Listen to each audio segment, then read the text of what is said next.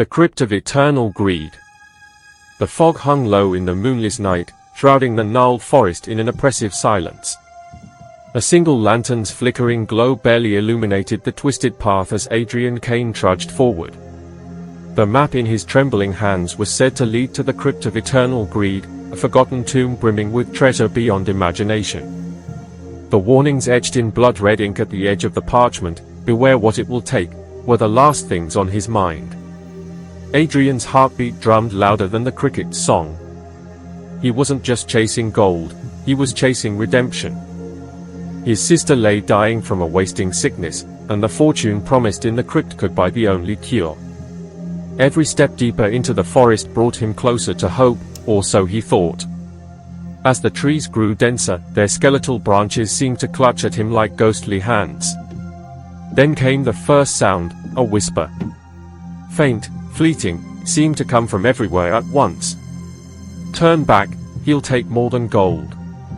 Adrian froze, lantern quivering in his grip. "Who's there?" he barked, but the whisper faded, swallowed by the cold stillness of the air.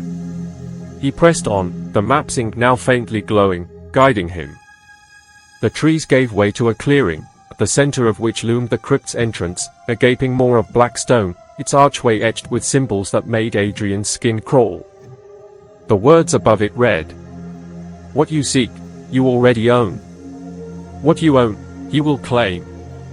He hesitated, gripping the locket around his neck, his sister's picture inside. His resolve steeled. He couldn't afford fear. The crypt swallowed him whole as he descended its winding staircase. The air grew colder, the stench of decay overpowering. Adrian's lantern revealed carvings on the walls, depictions of figures kneeling before a shadowy entity, their eyes hollow and lifeless.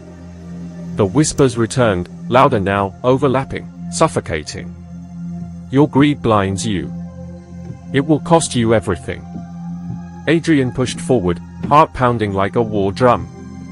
At the end of the passage, he found it, the treasure chamber. The room glittered with gold, jewels, and artifacts that shimmered in the dim light. At its center sat a blackened throne, and on it lay the crown of eternal greed, a relic said to grant its bearer unimaginable wealth. As Adrian stepped closer, a shadow unfurled from the darkness, tall and featureless except for two glowing, amber eyes. The air turned to ice. "You seek the crown," the shadow hissed, its voice a chorus of agony. "But all treasures demand a sacrifice. What will you offer?" Adrian fell to his knees. "Take the gold, the jewels, anything. Just let me save her." The shadow's laugh was like nails on glass. "Not gold. Not jewels. Your dearest treasure." The locket around his neck burned against his chest. Adrian clutched it protectively. "No? Take me instead." The shadow loomed closer, its presence suffocating. "That is not the bargain. You came here for her, but she will pay the price. As all who seek me must." Adrian screamed, lunging for the crown, but the shadow was faster.